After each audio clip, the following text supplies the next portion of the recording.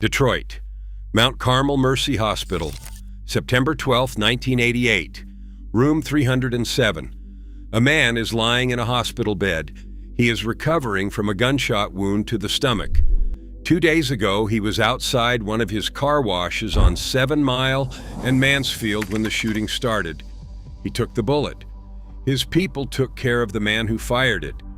He has been in this room ever since, healing, resting, receiving visitors. He is not thinking about the street today. He has people for that. The door to room 307 opens.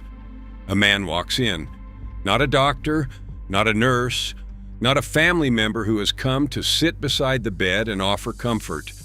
A man with a pillow. He places the pillow over the patient's face. He fires. 1 shot to the head, 1 shot to the face. The most recognized drug dealer in Detroit history is pronounced dead at 6:01 p.m.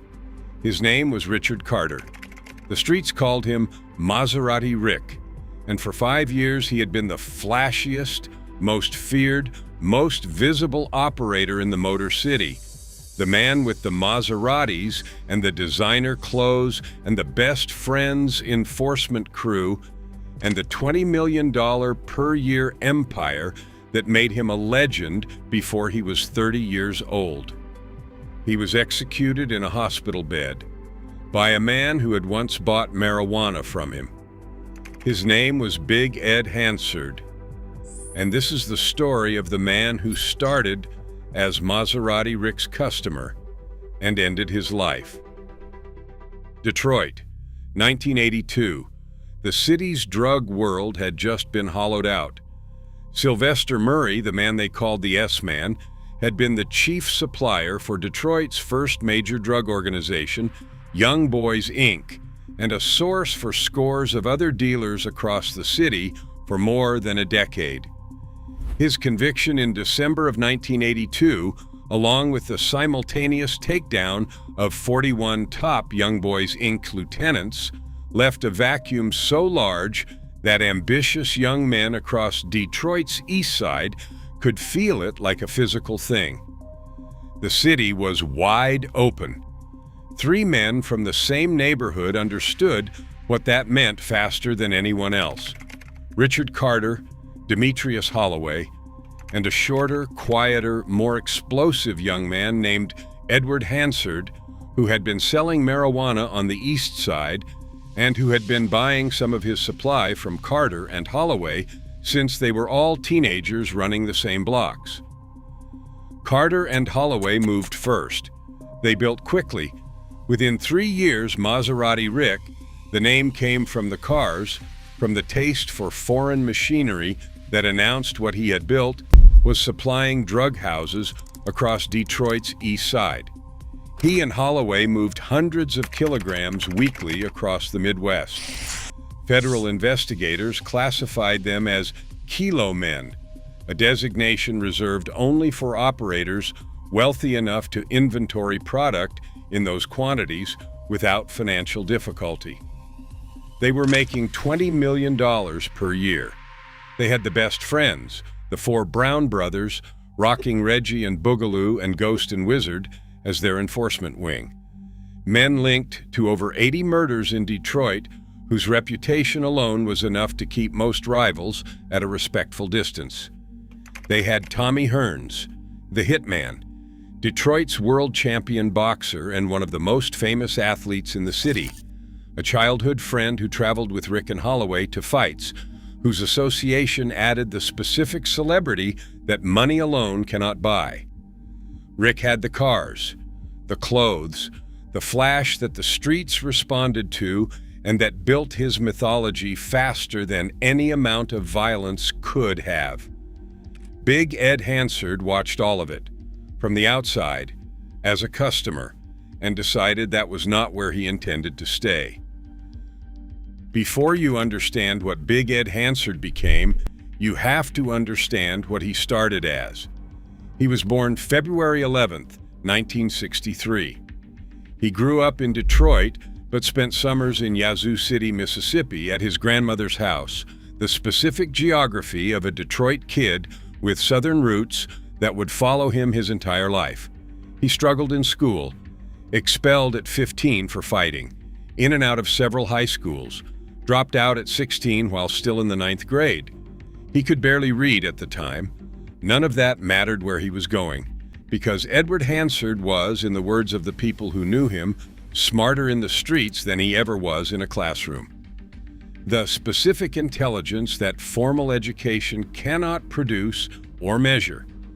The ability to read situations, to calculate risk, to understand people's motivations before they've fully understood them themselves. To build loyalty through a combination of generosity and fear that kept people close and kept them useful. He was 5 feet 6 inches tall.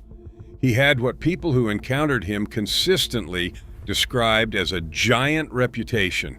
He wore a bulletproof vest every single day, not as a precaution, as a statement of self-knowledge. He expected to die violently. He said so. He moved through the world as a man who had already accepted that outcome and had decided it would not change how he operated in the time he had. He sent $200,000 in cash and a gold chain to his great-grandmother in Mississippi. Not a wire transfer. Cash. The specific gesture of a man who understood that the people who had loved him before he was anything needed to be taken care of first. He bought his girlfriend, Stephanie Jacobs, a $50,000 house. He ran Bartley's unisex salon on East Jefferson as his legitimate front, the specific kind of neighborhood business that provided both cover and community presence for men who needed their money to look like it came from somewhere visible. This was Edward Hansard before the war, before California, before Tutti Frutti, before Room 307, a man who expected to die violently and planned accordingly. He just never planned to die before Maserati Rick. He started small. Marijuana, then heroin for Young Boys Inc. before they fell. Then his own operation on Detroit's east side, a crew built from scratch out of the neighborhood he had grown up in. But he was still buying supply from Maserati Rick, still a customer, still operating in the shadow of the man he had grown up alongside. That changed in California. Freeway Ricky Ross, Los Angeles, the man who had flooded the West Coast with crack cocaine through a supply pipeline from Colombia that was generating more money than anyone in the crack trade had fully anticipated. Big E.D. Hansard flew west. What happened next, the specific moment of his arrival on the national stage, tells you everything about who he was and the scale he was already operating at. Los Angeles, the Sunset Strip. LAPD, officers spotted a group of young men cruising the strip in a Mercedes 500 SE and a brand new Porsche. Something about the group drew their attention. They moved in to investigate.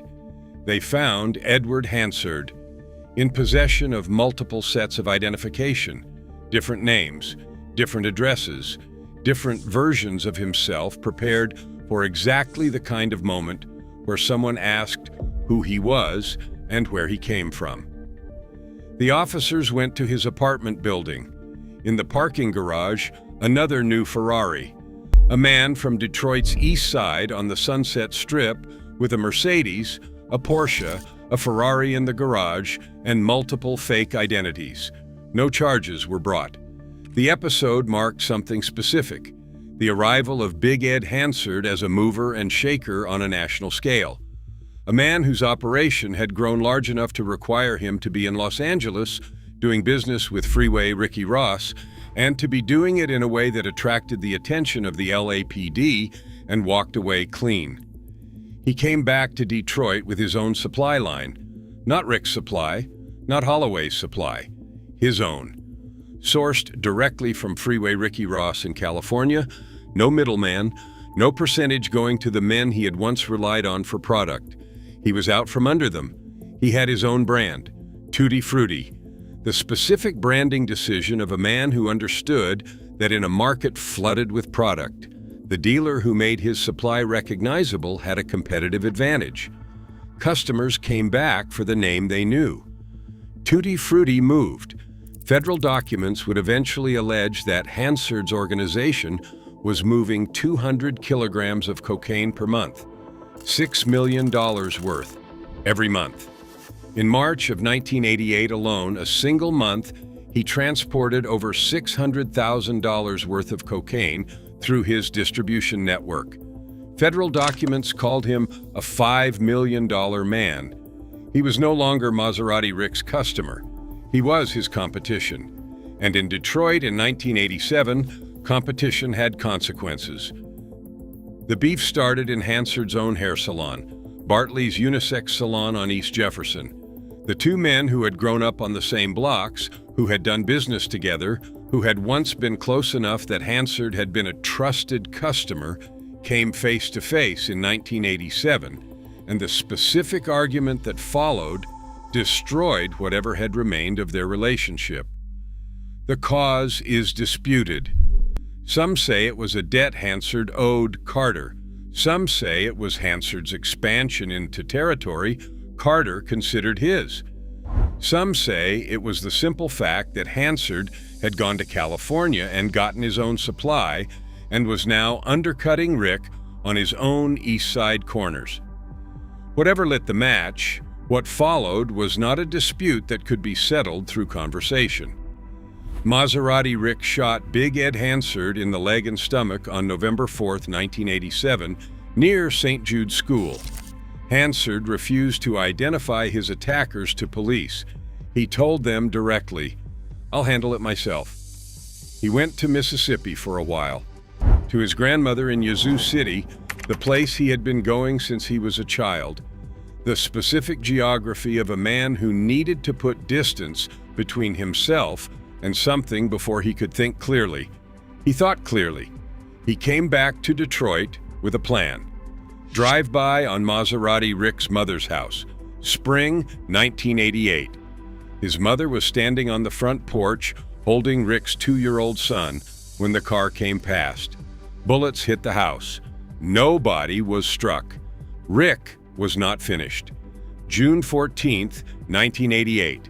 Hansard's people went back, targeting the mother of Rick's son this time. They got the address wrong. They shot up the next-door neighbor's house instead. The "we are" was becoming a pattern of near misses and escalations that the Detroit newspapers were covering regularly. Two men whose fondness for automatic weaponry, as one report put it, posed a grave danger to the general public. Then came the arrest that changed everything. A police chase, a white BMW.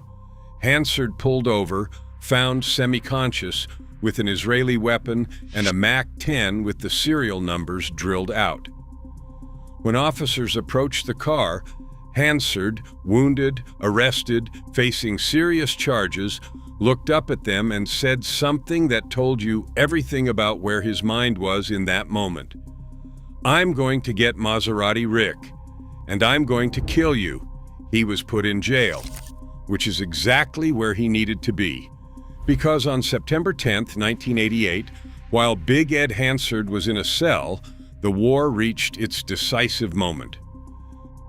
Outside one of Rick's car washes on 7 Mile in Mansfield, a shootout erupted between Carter and Hansard's enforcer, Lodrick Parker. Carter took a bullet in the stomach. Parker took one in the arm. Both men were hospitalized.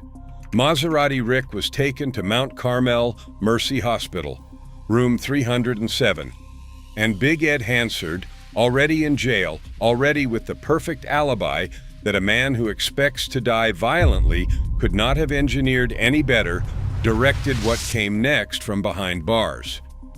But here is the detail that most versions of this story miss entirely. Big Ed Hansard was not the only threat moving toward room 307. Maserati Rick had made a fatal error months before the car wash shootout. He had introduced his enforcement crew, the best friends, Boogaloo Brown specifically, to his Colombian supplier, Colombian Mike, without Holloway's permission, without thinking through what that introduction would eventually produce. Boogaloo used the connection to establish his own supply pipeline directly to Colombian Mike. He no longer needed Rick to move product. Rick had made the best friends powerful enough to operate independently, and independent men don't stay loyal to the man who helped them get there. From one direction, Big Ed Hansard's enforcer, Lodrick Parker, carrying out the war that had started in a hair salon argument in 1987.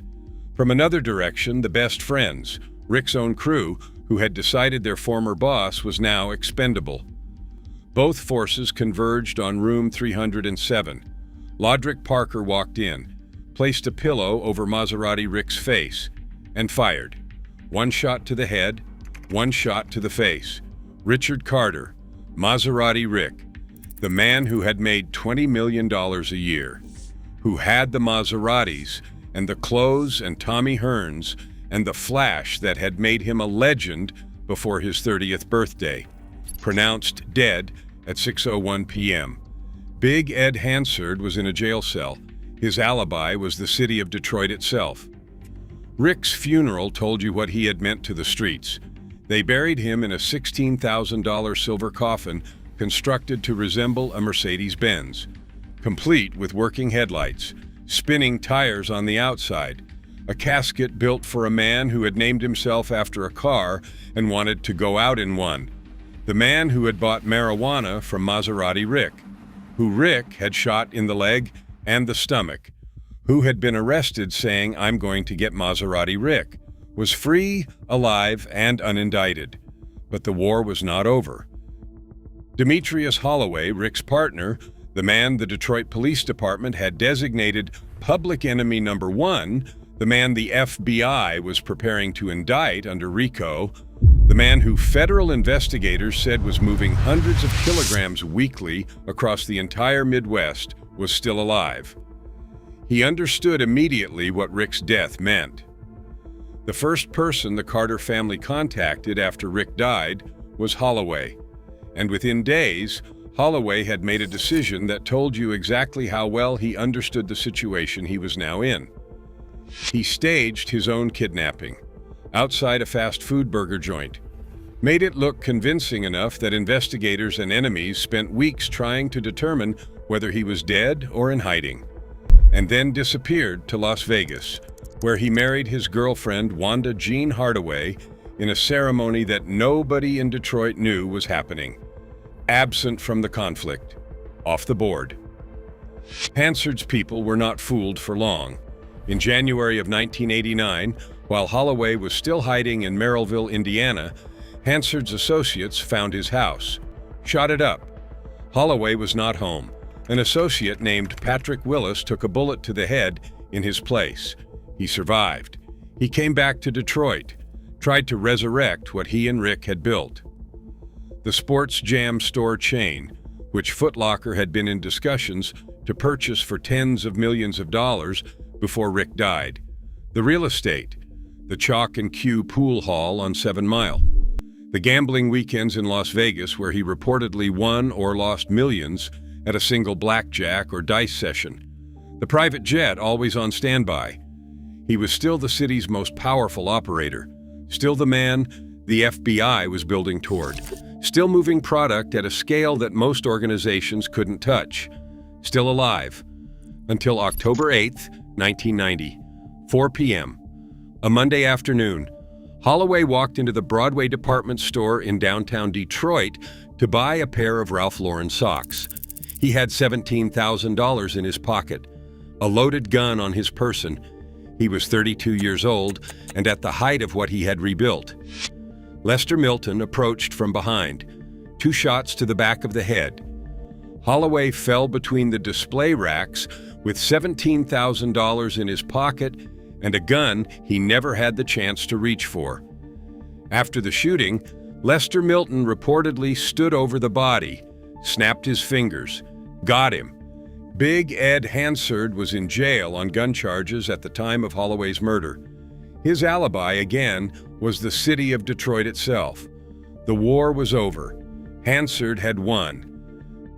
The man who had started as Maserati Rick's customer, who had been shot in the leg and stomach by Carter in 1987, who had been arrested in a white BMW looking up at officers and saying, "I am going to get Maserati Rick, and I am going to kill you," had gotten Maserati Rick in a hospital bed, had gotten Demetrius Holloway buying socks, had gotten Detroit.